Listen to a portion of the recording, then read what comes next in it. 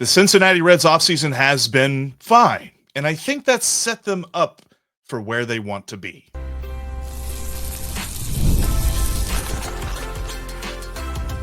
You are Locked On Reds, your daily Cincinnati Reds podcast, part of the Locked On Podcast Network, your team every day. Welcome into Locked On Reds. My name is Jeff Carr, and I am a lifelong Cincinnati Reds fan, and I've been hosting this podcast this is going on my 7th season now, talking about your Cincinnati Reds every single day. Locked On Reds is the podcast for the Reds fan that knows what happened. They want to know why. And on today's podcast, we're going to tell you why this offseason has been fine. And the fineness of it may get them exactly to where we all want them to be. On the show with me here today, I have Charlie Goldsmith with me. And if you're watching on YouTube, you just saw he kept himself on mute. I appreciate that part. But Charlie is with me here. He's got a great Substack going on covering the Reds and the Bengals. And he had a great article about we're not paying enough attention to a number of Reds players who are going to have a big impact on this season. I want to discuss that a little bit later on in today's podcast, because he's also got an article up, and we talked a lot about the Austin Hays signing and where it puts the Reds for this season. That's all coming up on today's Locked On Reds podcast that is brought to you by FanDuel. Super Bowl 59 is here, and there's no better way to make every play more exciting with FanDuel. New customers can bet just $5, and you will win $200 in bonus bets if you win that first bet. Download the app today or head to FanDuel.com to get started. And Charlie, where we're going to get started here today is with the moves that the Reds made. They finally signed an outfielder. Everybody's been wanting an outfielder. We've been wanting an outfielder. It's not Teoscar Hernandez or Anthony Santander, and they didn't trade for Luis Robert, but Austin Hays brings a lot to the table. And I feel like the more that I look at this and the more that I look at the moves that happen on the Reds roster because of his addition, I feel like everything is starting to fall into a much more palatable spot for a lot of different players. And I feel like Terry Francona is getting a solid roster with which to play with. I think that right now this is an 82 to 84 win team. And maybe if he can get them closer to that 99th percentile, we could see them get to a division crown or at least a wild card spot. Would you agree? Yeah, I think where the Austin Hays move kind of creates the most important ripple effect is previously when you looked at the roster and the lineups that they'd be putting out there, they had to rely on one of Strand or Marte or Benson or someone else we're not talking about right now, kind of an under-the-radar, unexpected guy to be an everyday player for them. And now with Austin Hays, that kind of slides everyone one spot down in the pecking order, one spot down on the depth chart. And well, it isn't ideal to have Austin Hays be an everyday guy. He is more of a platoon piece on a great team than an everyday player. He's more than serviceable. He's more than solid. He's someone who can make more of an impact defensively. You have a lot easier time putting it together while also not blocking if any of those young guys clicks and jumps him and takes his place. You have that flexibility there. Hays answers some questions. He doesn't solve problems, but he helps you kind of figure out and stabilize where you are.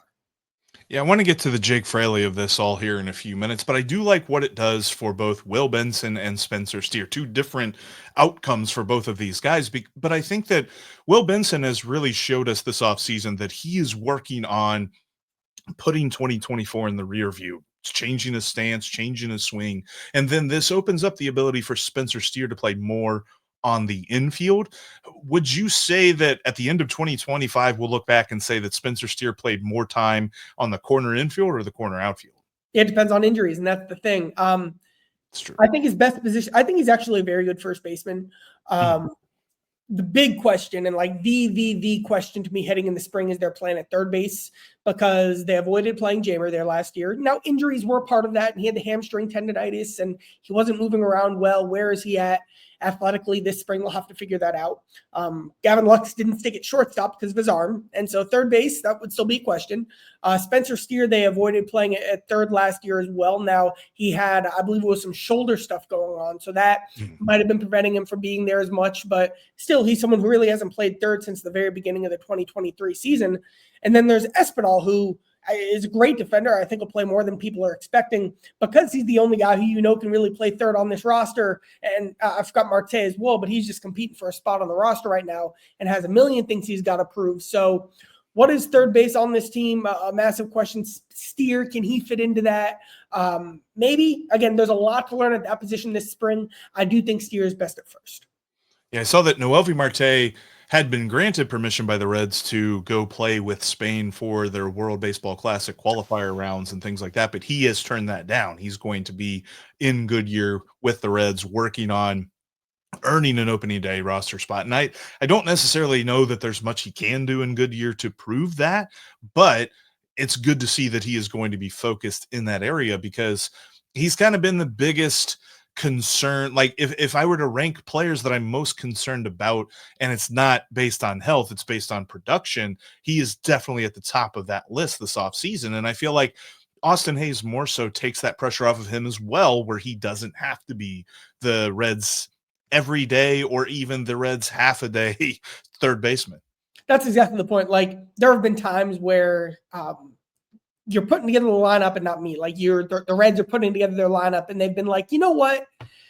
The options aren't great. Let's aim for the upside. Let's like the words best version of your team are used a lot. Well, the best version of your team has, say, Noelvi Marte at third base. And so August into September, you're still playing Noelvi Marte at third base, even though he's really not doing anything well. And if they had, say, Jeimer Candelario healthy and available to play third base, we would have seen a lot less of Noelvi Marte last season. So like having a guy in Hays, because of Steer's versatility, it impacts this and kind of creates a ripple effect.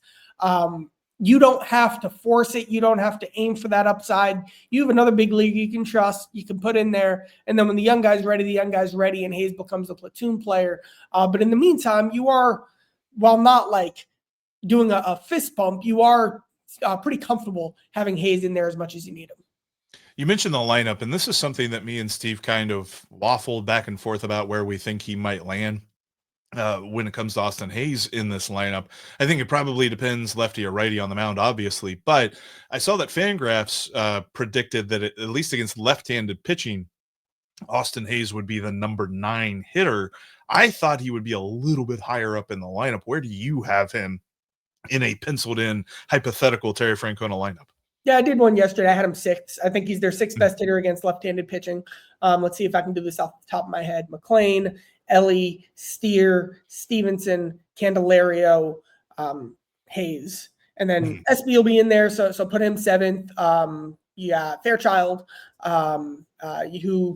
Fairchild, Friedl versus lefties, I think will be a position battle, obviously, because Friedl has hit well against lefties previously. You could have them both in there.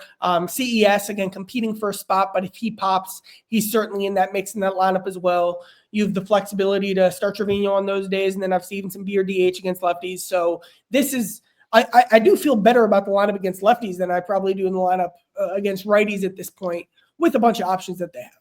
Which is a bit refreshing to say because they've been horrible against lefties for the last couple of years. And that was one thing that we really wanted them to do. And as much as Austin Hays is not a power hitter, he is a solid right-handed hitter. And I think that he will fit nicely into this Reds lineup. But it is about the supporting lineup and how the things have moved. And we mentioned some of the players. One guy that we haven't talked about just yet, and I really want to dive into him in just a moment, is Jake Fraley, because I feel like the other side of the outfield is a lot more stable than people are giving him credit for, and it's mostly because of him.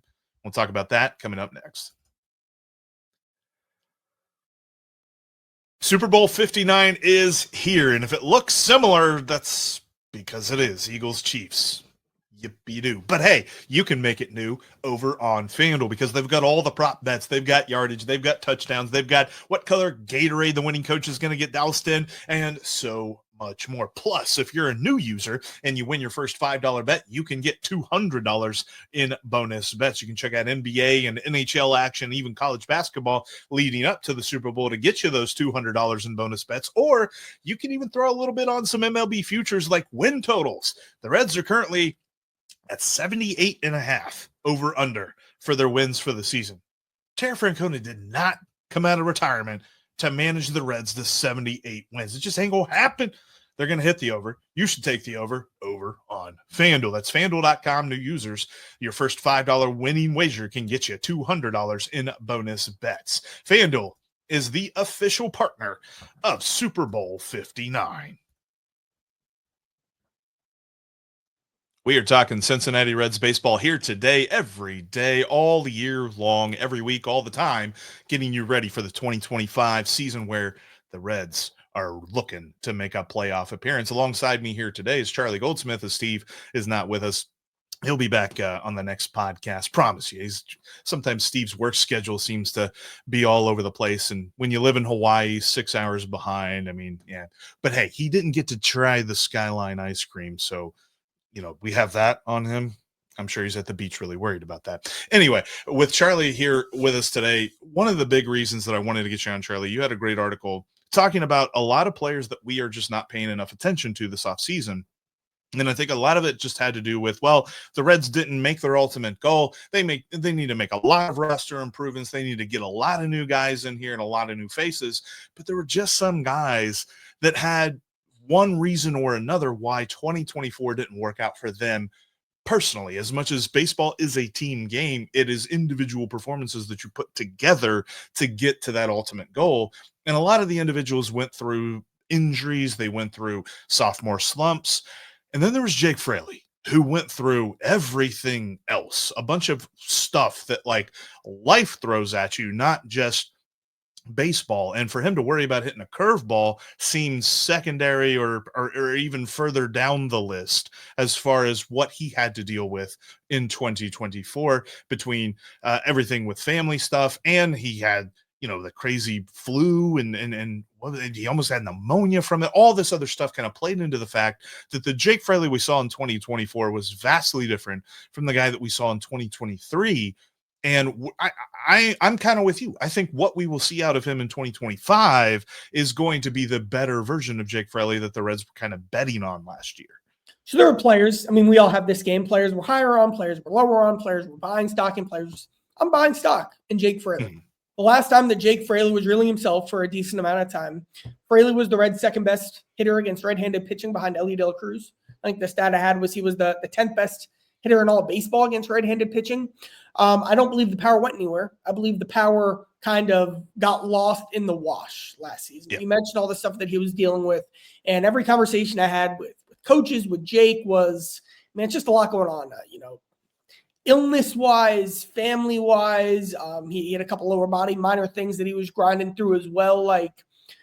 He still got hits. And again, I still think the power's there. The biggest thing I'll stress with Jake is what he did last offseason. So he had toe surgery at the end of 2023. Remember, he kind of played down the stretch with a broken toe, which was crazy. Yes. Showed up to spring training full go, and the work he did to get himself in even better shape than he was during the offseason. Frankly, I expect Jake to do the exact same thing this offseason from a work ethic standpoint, and I think he's going to be particularly in good position to be the Jake Fraley that we've seen for the last 2 months of 2022 and for the first 4 months of 2023 when he's really been healthy. I had a conversation on another podcast the other day with a guy named Strawberry Ice. If anybody's unfamiliar with him, he does a lot of great sports talk for Cincinnati as a whole. And we were kind of talking about, outside of TJ Friedl, who is the next man up for leadoff spot. And Matt McClain was the easy guy. And I know that you had mentioned him in your left-handed lineup, but I think that Jake Fraley's got an argument to at least be right behind him in the pecking. I don't know that he's a better leadoff option than Matt McClain, but I think his on-base ability and his pitch recognition specifically puts him as a guy that you could put into that leadoff spot and feel good about it. And honestly, if you looked at his 2024 and you added in 100 points of slugging, we're talking about a guy that's really pushing Ellie for the best guy in this lineup. And I don't know that you really have to squint that hard to see him making that improvement this year.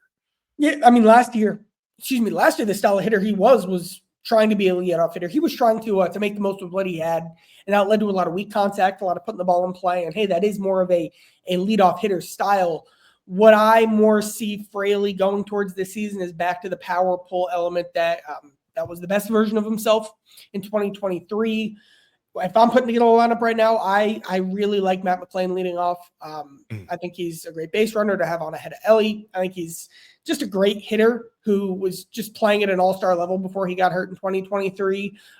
It's really hard to not have TJ Friedl there. So, TJ's in the mix as well, 1B with the, not 2, but, kind of your 1B leadoff hitter. Maybe, if he has a great spring, if his speed takes off, makes a lot of sense to put him back there as well. But I would definitely have those as your top 2 leadoff candidates more than I'd see Jake Fraley get in that spot. That makes sense too. And honestly, that's where the opportunity is your number 4, number 5 guy who's going to be those 2 guys. And even number 3, the middle of the Reds order, at least if you break it down 1 through 9, were the 2 spots that struggled the most last season, at least according to OPS Plus and a couple of other statistics. But you mentioned TJ Friedl, and he's another guy that, honestly, I think I've come to the point that anytime I talk about him, I'm just like, man, if he's healthy, like, yeah, let's go. And it's between him and Matt McClain where it's just like, that's the only question I feel like they need to answer. And because of the style of play, like I think if TJ Friedl is like a baseball version of Dwayne Wade, he's just going to go. And sometimes just going is going to get you hurt. But if he can maintain himself and kind of get through some of those plays, especially early on in camp, I think that the Reds are really going to be a lot better as long as he can continue to stay in the lineup. So the thing with TJ has always been, he had the broken wrist and then he broke his thumb. The thing with TJ is the soft tissue stuff. He had like the hamstring issue in May, and then he rushed back from that, and then he played poorly, and then he went back on the IL. Like there's been a lot of that in his career. Maybe not a lot, but more than you'd want, more than really any other Red from a soft tissue perspective. And when you look at what they need TJ to be, like he can hit. He was one of the Reds' best hitters in 2023. He led the team in WAR, but if he can run, if he can play very good defense in center field, the bar for offense in center field just around baseball is so low that you don't even need 2023 Friedl at the plate. If Friedl is, say, a league average hitter for center field and he's moving really well athletically, he'll be playing great defense. He was a fantastic defender in 2023. Then he's making an impact on the bases and he's dropping down some bunts. He couldn't bunt last year because he wasn't running at full speed and he wasn't beating those out. He didn't really do that until September. So if TJ has that back from again, soft tissue strength perspective, then the Reds will be fine in center field. And then unfortunately, if they don't have that from TJ, well then, who's next up in center? I guess Hayes, who hasn't played much center, Will Benson, Blake Dunn, who, say what you will about Blake Dunn. I'm interested to see what Blake Dunn's season looks like, but obviously he had a down year last year. So they just don't have those options in terms of guys who have really done it before. And that makes TJ Friedl a really critical piece of the puzzle.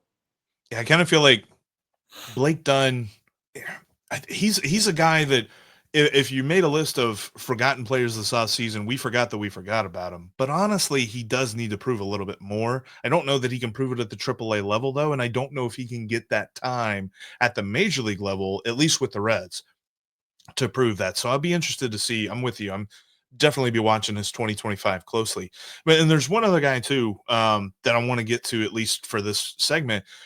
Santiago Espinal, you had mentioned him, and he was a guy that coming into the offseason, I had seen projections for arbitration numbers, and I'm like, is that really where we need to go with this money? Is there somewhere else that this money could go? But then they made a deal with him that sort of cut those numbers in half, and that at least made me think a little bit more, okay, the Reds are good on depth, but you've kind of said, like, you expect him at least early on in the season to get a lot more time at third base.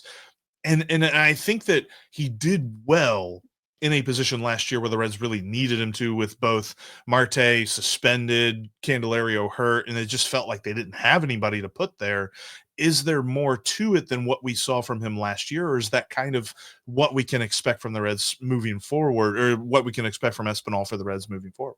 Well, frankly, I don't think he's going to be as good as he was down the stretch last year, because for the last 2.5 months of the season, Espinal was playing at I don't want to say all-star level, but like he was playing better than he did in 2022 when he was an all-star for that, 3-month stretch. Like that was some very good baseball for us. And frankly, not many third basemen are playing at that level. Everyone has their hot streaks. What have we heard a million times this season? Defense. That's been a big thing. Mm-hmm. How serious are you about improving your defense? Are you serious enough to play Jamer at third with the questions that we mentioned, or Lux at third, or are you serious about your defense? And then you play Santiago Espinal at third base. So that will kind of be I want to call it canary in the coal mine, because it's not negative, but that will be the signal of how serious the Reds really are tangibly about this roster and how much they're going to prioritize defense. I'll also note that Terry Francona has, like, Cleveland had a lot of Santiago Espinal, and that they were playing good baseball. And Tito specifically gave it a lot of leeway to those guys and let them play through their struggles. So I think he also leans towards that type of player. Who's competing for a spot within the lineup? I guess that'd be Austin Hayes right now. And then if there's a massive jump from a Marte or a Benson, I guess they'd be fighting for that spot as well. But it's not like there's crazy competition. And if you're serious about improving your defense with the guys who are kind of ready to go right now and aren't competing for a spot on the roster, I think Espinal has some real value there. I'd be interested to see how he plays out with a lot more playing time. And I'm kind of with you. Like, I mean, he was sitting close to like 400 there for at least 6 weeks. And we're just like, geez, where'd this guy come from? And I'm excited to see kind of how that all turns out. There's somebody else that I'm excited to watch. And it's a guy that we've talked about a little bit this offseason, but I agree with you that we've forgotten about him. And it's simply because he had such a roller coaster debut to his career. We're going to talk about Rece Hinds coming up next.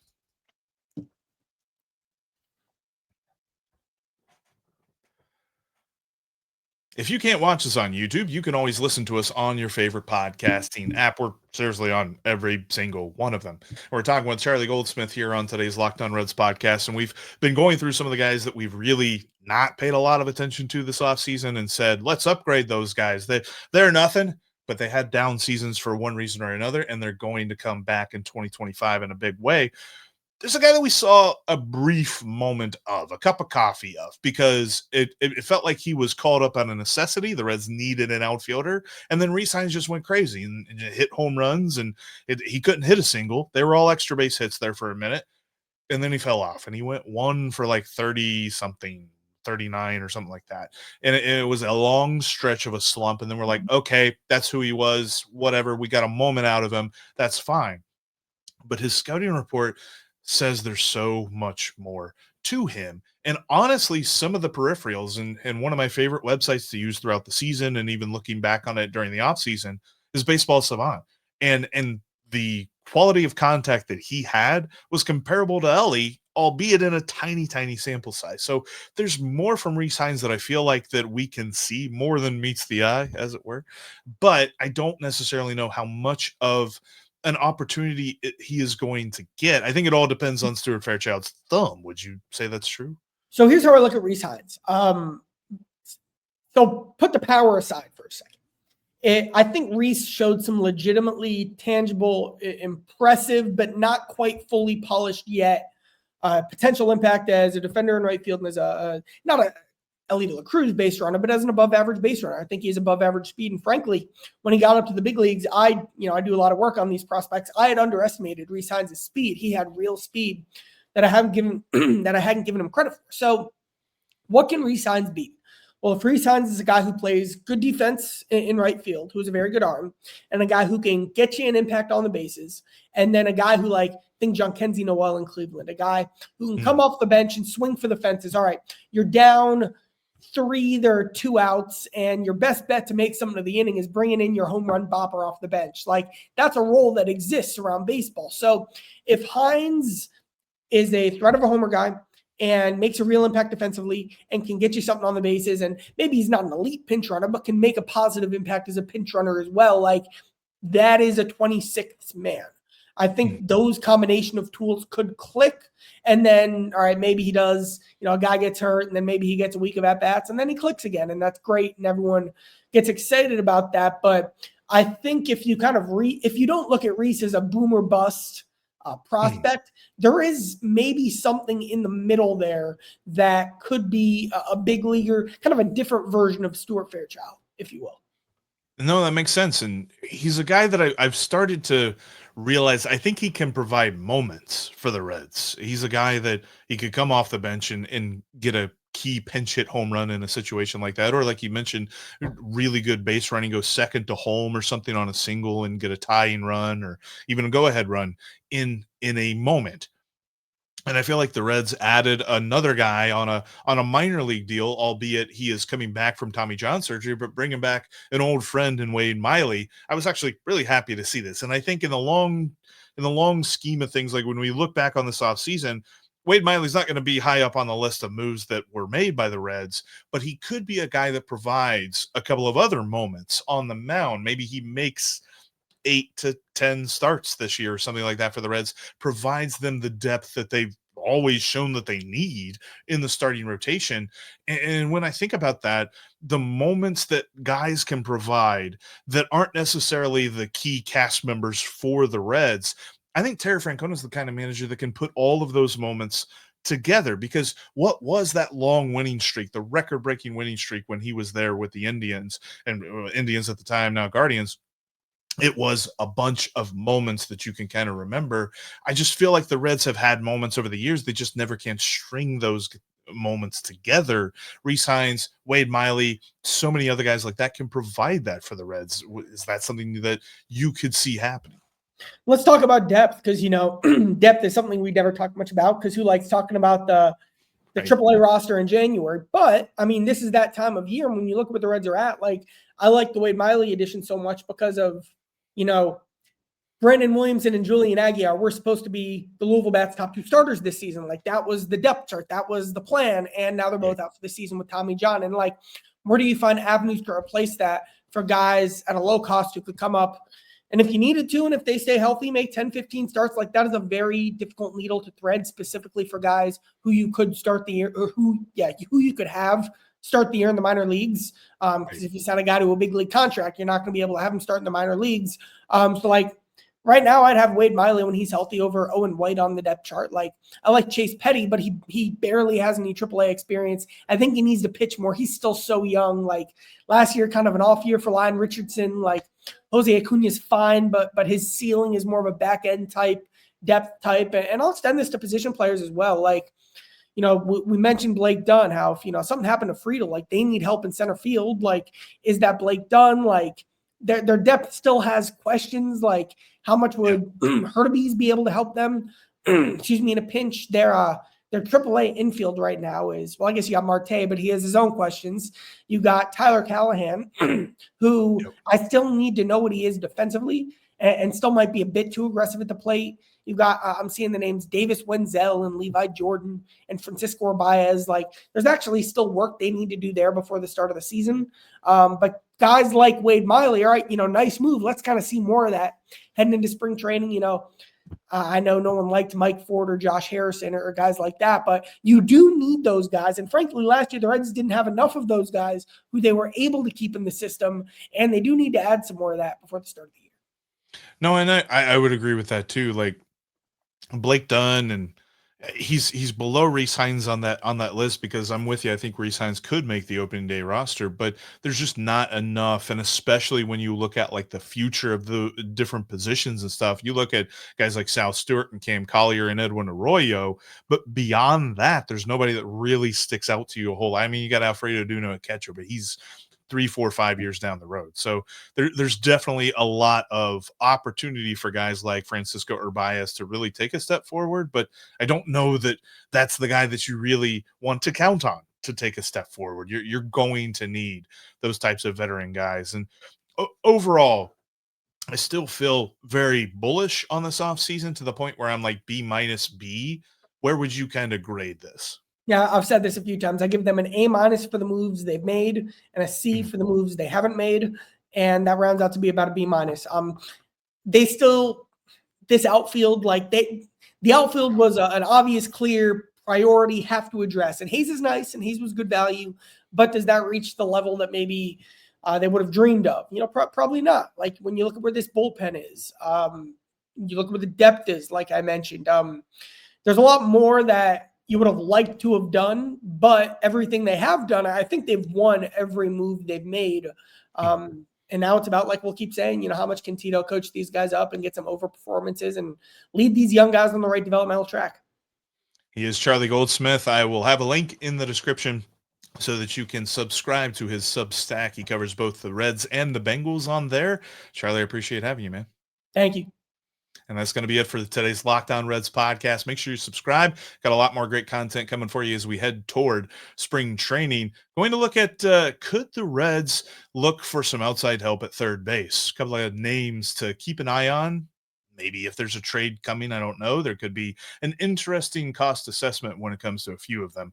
We're going to discuss that on the next Locked On Reds podcast. Until then, you can trust that we will always be Locked On Reds every single day.